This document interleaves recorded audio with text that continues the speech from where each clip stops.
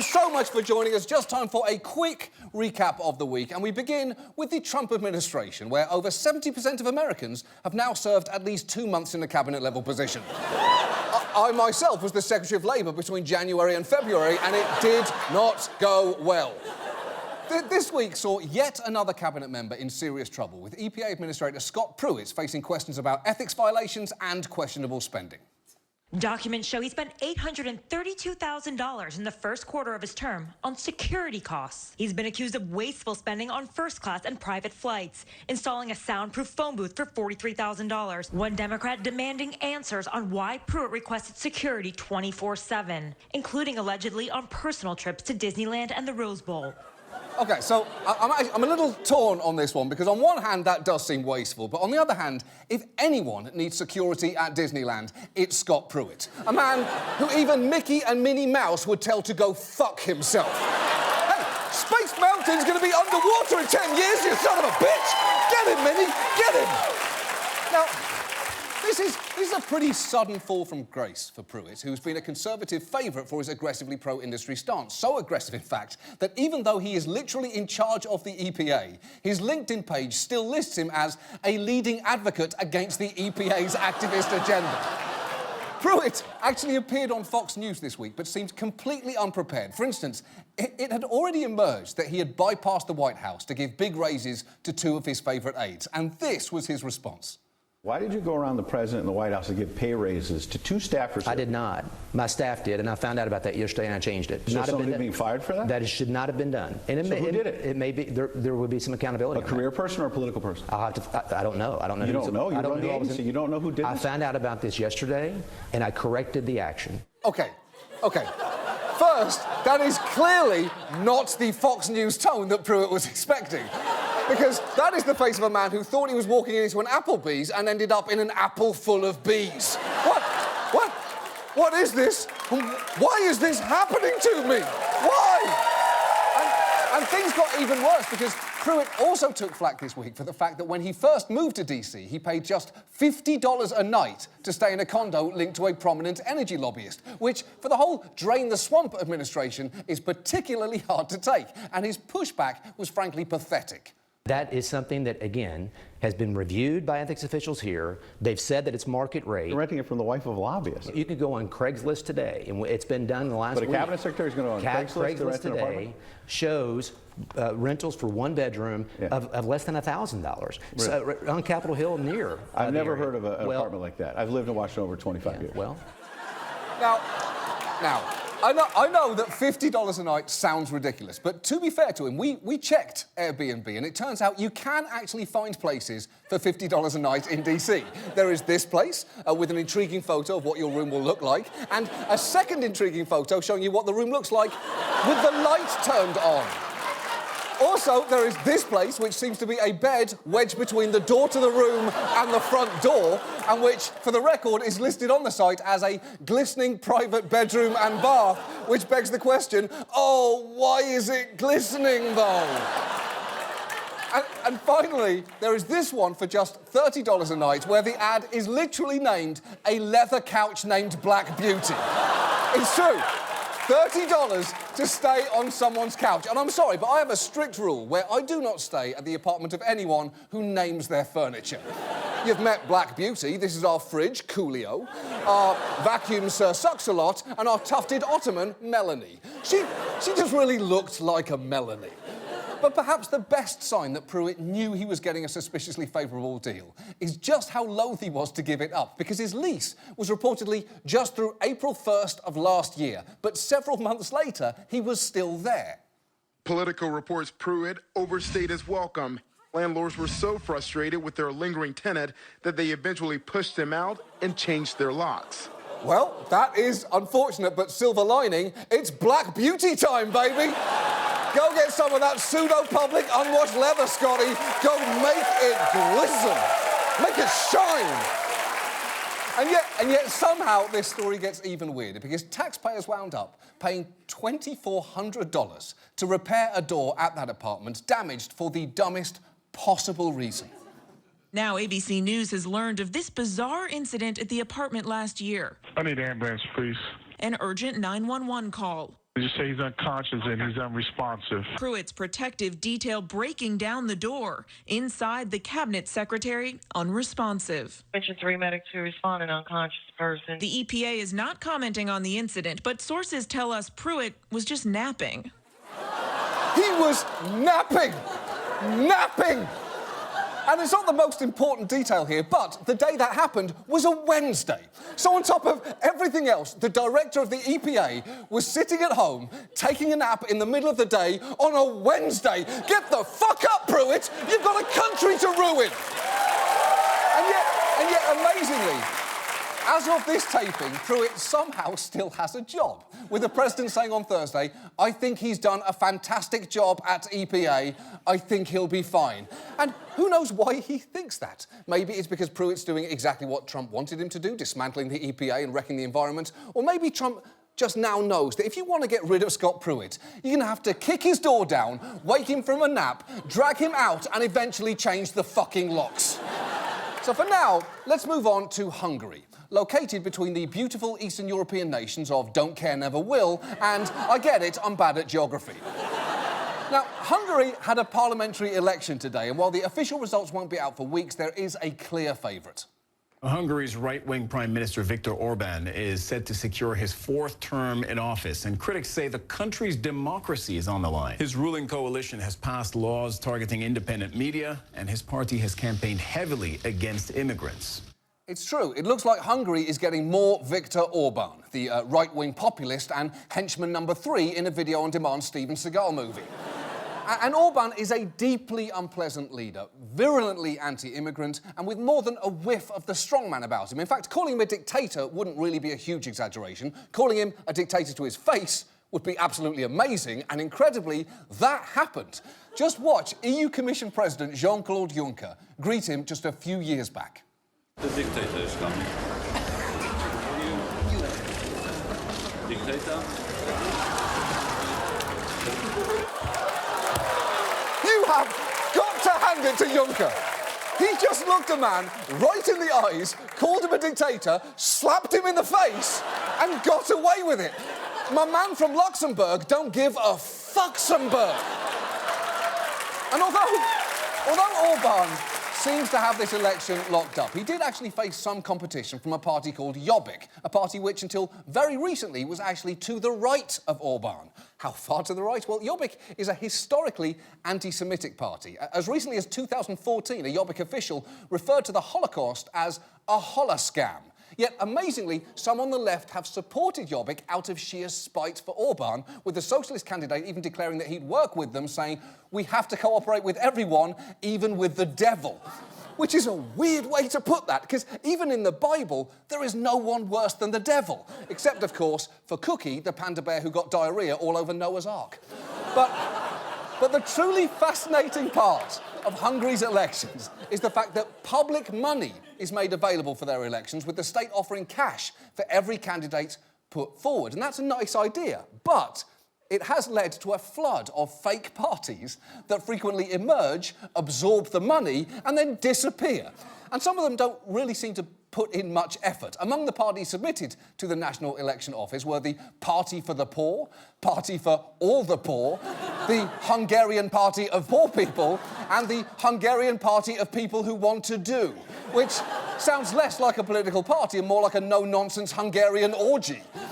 We did not come to party for shrimp cocktail.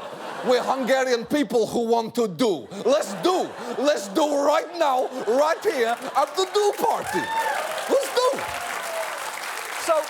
So, to recap, in Hungary there are real parties and there are fake parties, and there's also actually a third category that falls between them, joke parties, like the two-tailed dog party, who've made promises including eternal life, 2 sunsets a day, a network of express buses which stop nowhere, and flooding the streets with beer on holidays to combat traffic problems. And if you're at all interested in what their candidates look like, I'll give you a truly incredible interview on Hungarian television.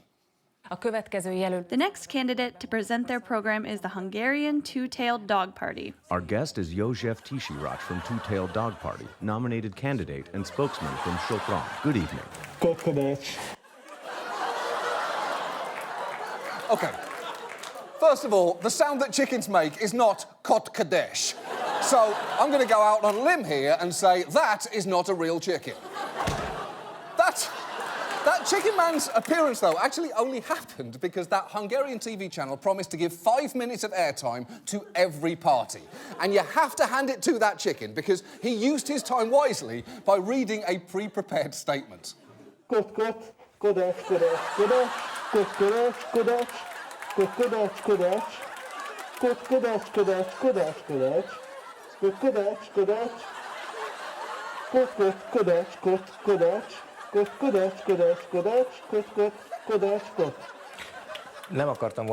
didn't want to interrupt, but we only have 23 seconds left.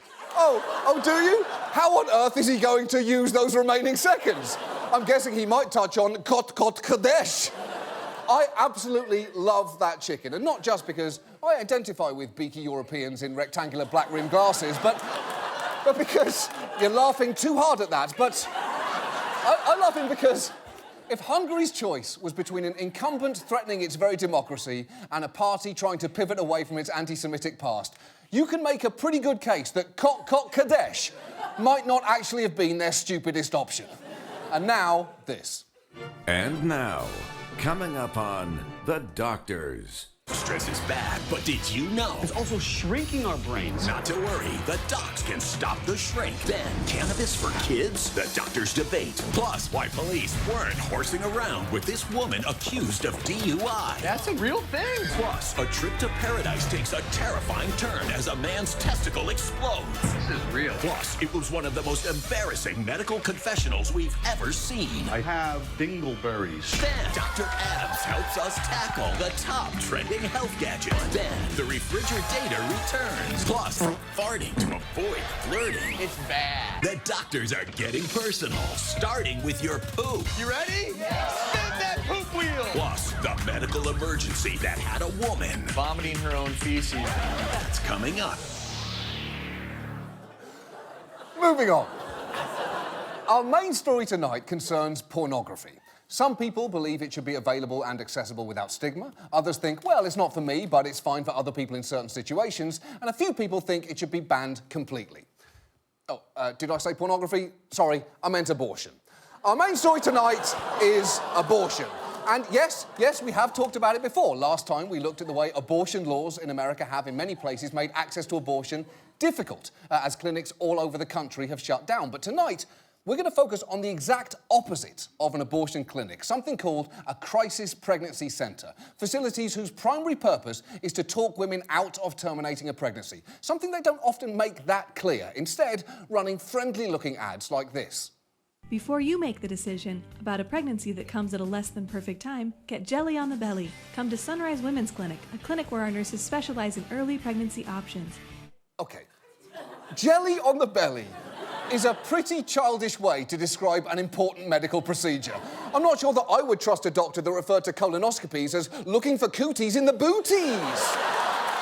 But the second, one of the early pregnancy options that you won't get at Sunrise Women's Clinic is an abortion. But that can be hard to tell from their vague name and marketing, and that actually happens a lot with CPCs. Take the Centre for Pregnancy Choices in Mississippi. It sounds like a welcoming place. The website even has links labelled Thinking Abortion and Thinking Parenting, and it was founded by a woman named Barbara Beavers, whose very name sounds like that of a sassy mother in a TV show about a family of beavers. It would be called Hot Damn, and it would be absolutely delightful.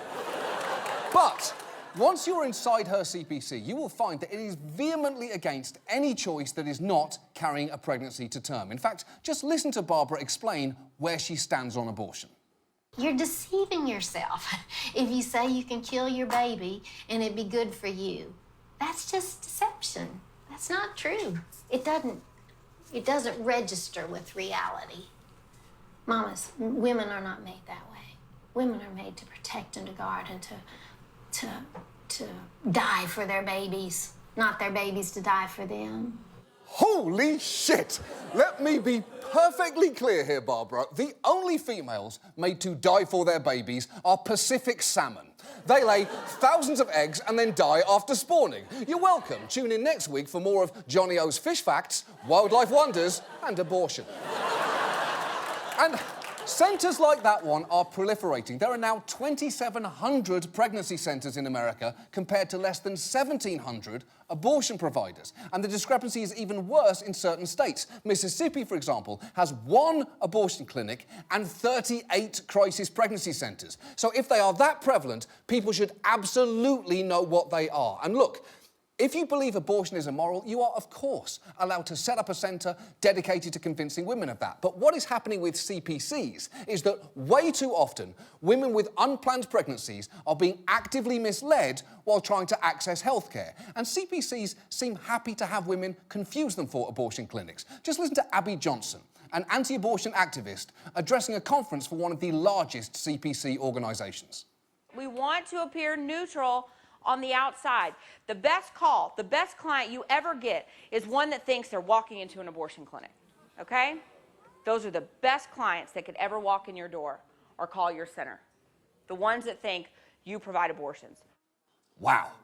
Normally, the strategy, pretend you're an abortion clinic, is not actually a great marketing stunt. Although, I am pretty sure that Radio Shack would have tried that if they thought of it. Oh, sorry. We don't actually perform abortions here, but while I've got you, can I interest you in a gently used USB cord or a Microsoft Zune? They come in brown.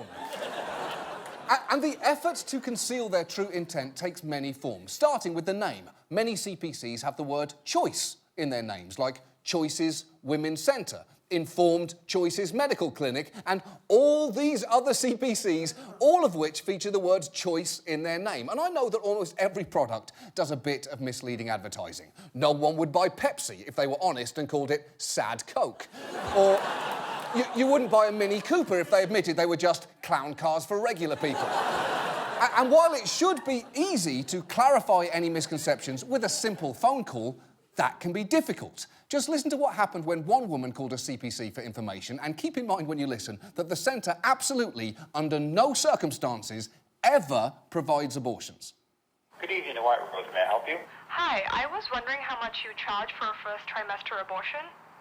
I really can't. It's not, excuse me, it's the policy that we just like the people to come in and we can discuss then and go forward. So CPCs can lure women to meet with them on false pretenses. Basically, they are catfishing them. A term that was coined because, of course, catfish are constantly trying to trick women who are out of their league into fucking them. That's right.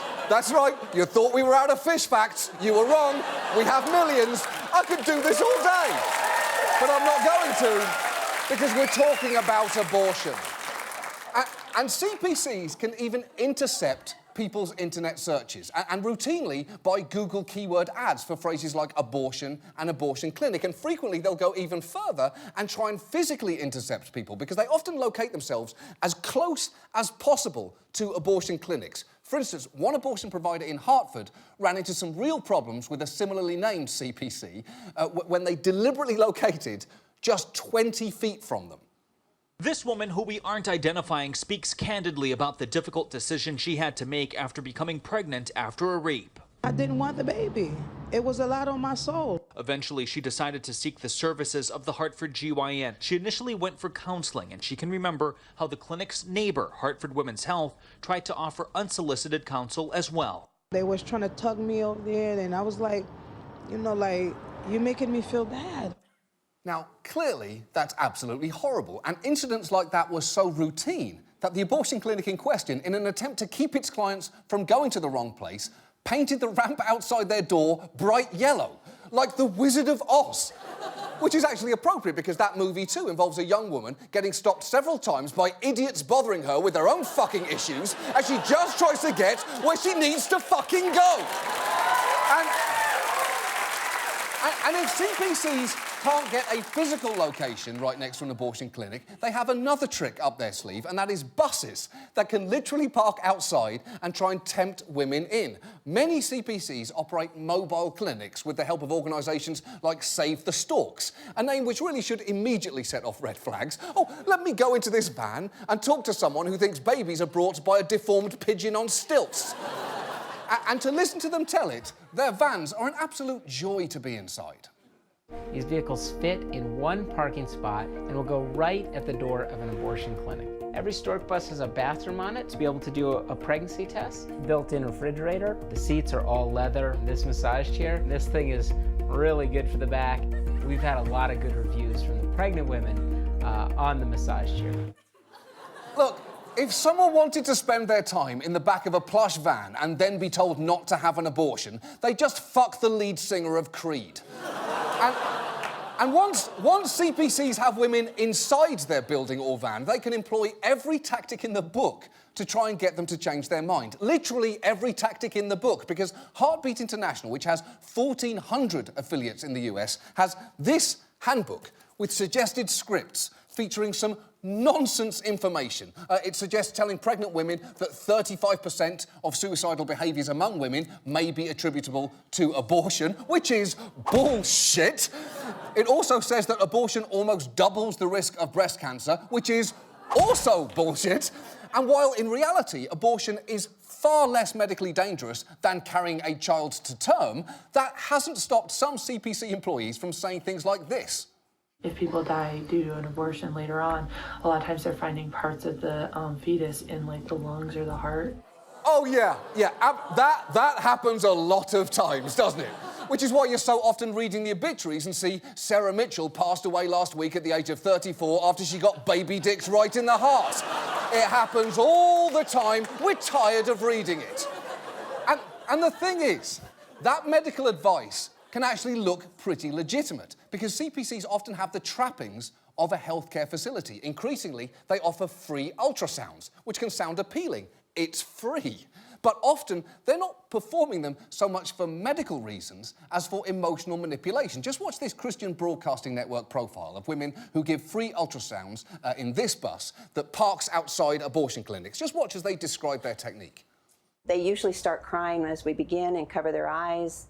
And as we're continuing with the ultrasound, they start peeking out between their fingers, and we call it a baby, and we call them mom, and look, your baby's sucking his thumb, oh, he has the hiccups. She and all who operate the ultrasound machine will spend as much time as needed with the new moms. She stays on that table until she decides she wants the baby. And if that isn't coercive enough, which it comfortably is, technicians at other clinics have written messages uninvited on the ultrasound like, "Hi, Mommy and Daddy." And if you're going to write an unrequested ultrasound message, at least be creative about it. Write, "I'm totally pooping in here." Or, "I ate my twin." Or, "Please don't put this on Facebook, everyone hates that." And finally, CPCs can and have misled women about how pregnant they are or have delayed their decision to have an abortion past the point where it's possible. Watch as one doctor describes a case of a woman who came to her in her 3rd trimester, having been under the care of a CPC that gave her terrible advice. They told her that she didn't have to worry, she didn't have to rush, there was no time issue because they do abortion in New York City up until term, which is patently ridiculous. So when she came to me, she was too pregnant. Her partner had abandoned her. She had no money.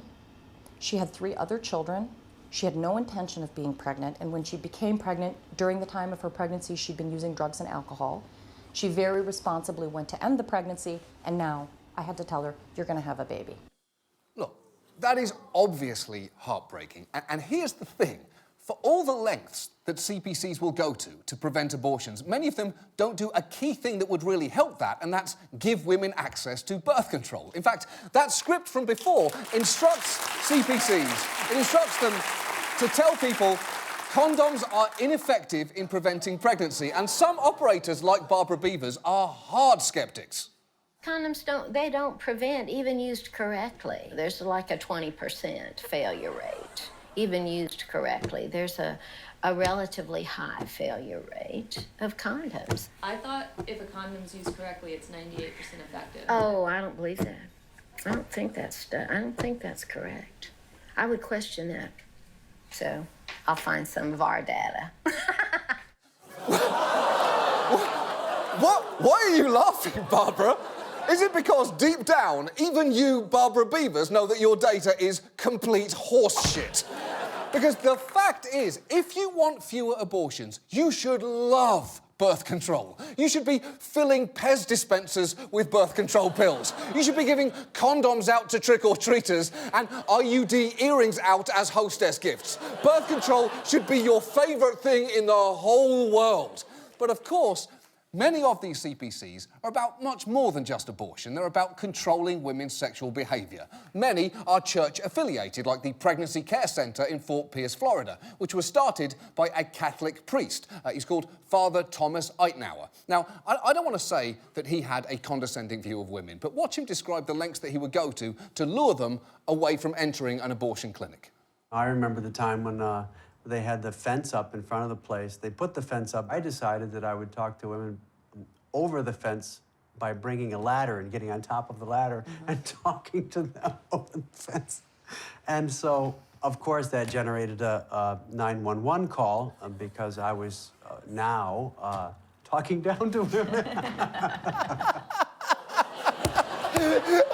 Get it? I was both literally and figuratively talking down to them. I made it clear to them that they're merely vessels for the purpose of giving birth and nothing else. I don't actually even see them as full humans. That's why what I do is funny. I break myself up. I'm a chuckle monster. Woo! That's priceless. Now, quick side note about that particular priest. Not long after that was filmed, he admitted to violating the boundaries of chastity with a woman who accused him of molesting her for 2 years during what was supposed to be an exorcism. And some of the details in her allegations are insane. He kissed the corners of her mouth, stroked her legs, breasts, and thighs, caressed her face, laid his body on top of hers, and frequently explained full, passionate kisses as blowing the Holy Spirit into her. Let us be clear. If you are doing anything that can be described as blowing the Holy Spirit into someone, you are very much doing kissing wrong. And unless your idea of an exorcism is making the woman burp a lot, you're also doing exorcisms wrong as well. Which could be why it took you 2 years. At this point, you might be wondering how you can give women ultrasounds and inaccurate medical information and not break the law. Well, CPCs are very careful to stop just short of the line where they would be regulated as healthcare providers. And this offers them numerous advantages. For example, they're generally not subject to HIPAA, a federal law requiring that patients' information be kept private, which is, frankly, not ideal in a setting where such sensitive information is being shared. And if you are not already angry enough at this point, the government actually funds CPCs. You are paying for them. They can get federal funding, and 16 states use taxpayer money to fund them directly. And they will say that their fervently held beliefs can justify some of the methods that you've seen tonight. And they might point to the assistance that some centres provide to young mothers, like parenting classes and free diapers, which is great if those women want to be mothers. Although, as Abby Johnson advised CPC operators in that conference you saw earlier, that help can be surprisingly limited. If I were to open a pregnancy center, I would not have pregnancy items past 6 months. Are we running a charity? Are we running a place where we want women to become self-sufficient? Self-sufficient, right? Have maternity clothes, have those things available for the women while they're pregnant, but cut them off. Wow. So the basic argument there is, we're just not in a position where we can take care of a baby forever. We don't have the time or the resources, so we're choosing not to make that commitment right now. To which I would say, yeah, exactly. Look, the real point here is, the tactics that CPCs often use are disingenuous and predatory, and it's absolutely critical that people understand that. But they really don't. Watch how one local news outlet covered the opening of a CPC in the gigantic CareNet network.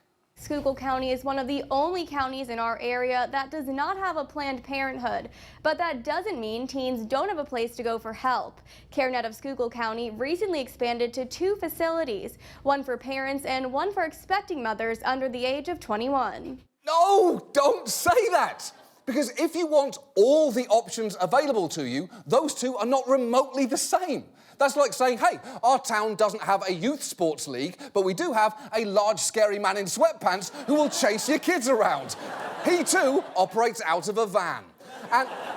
And people need to understand this, because right now it is way too easy for a religious organisation to disguise its true nature, establish a CPC and provide women with dangerously poor information about one of their most important health choices. And I can prove to you how easy it is.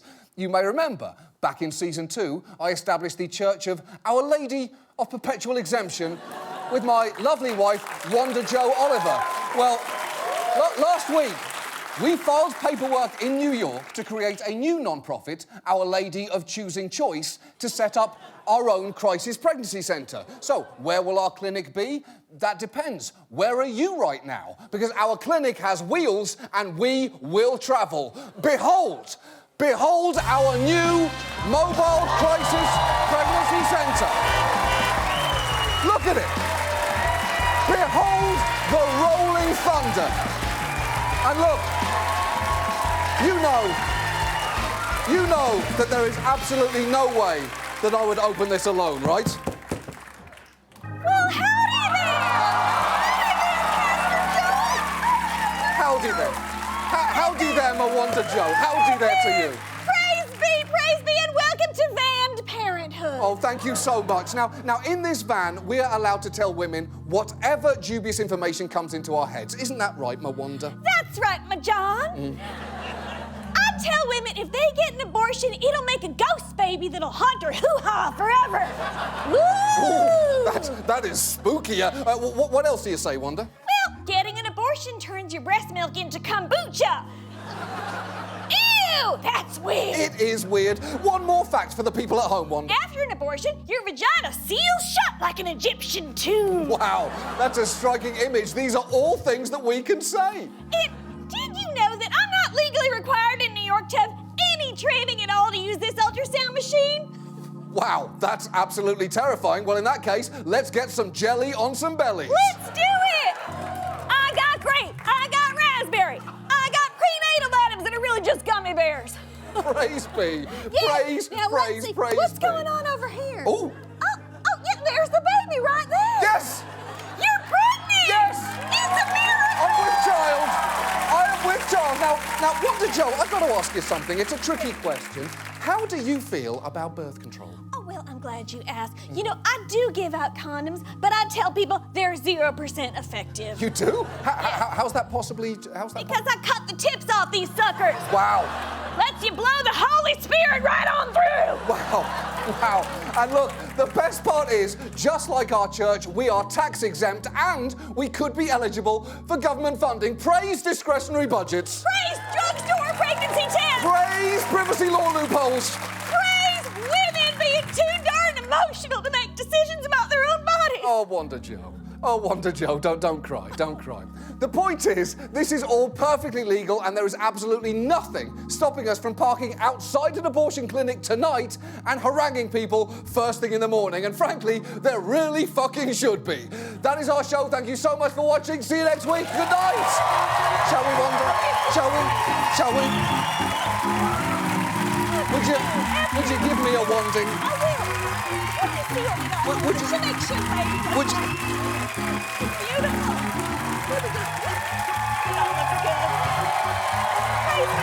It's a miracle. It's a special miracle. And it's all allowed. All of this is allowed.